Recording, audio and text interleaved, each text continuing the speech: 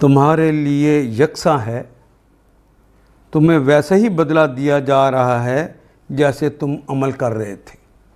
جو دنیا میں عمل کیے ہیں ظلم نہیں کیے جاؤ گے، پوری طرح تول کے اتنا ہی سزا دی جائے گی جتنی بدلہ دیا جائے گا جیسے عمل کیے ہوں گے۔ اور اب تقابلی جائزے کے طور پر ساتھ ہی انالیسس کرنے کے لیے موقع اللہ دے رہے ہیں متقین کی بات کر کے، جو اللہ کے ہم متقی ہیں۔ دعویٰ تو میرا بھی ہے، لیکن کیا اللہ کے رجسٹر میں میرا نام متقیوں کی فہرست میں لکھا ہے؟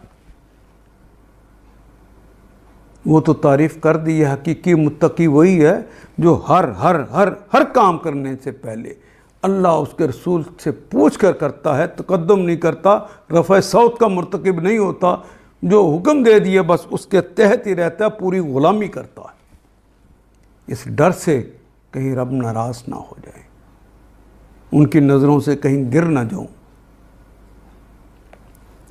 ان المتقین، بے شک متقین جو اس طرح کا عمل کرنے والے لوگ ہیں، فی جنات، فی میں جنت ان کی جمع ہے جنات۔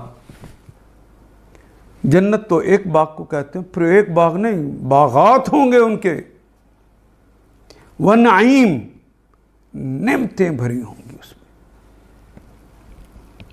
متقی لوگ وہاں باغوں اور نعمتوں میں ہوں گے۔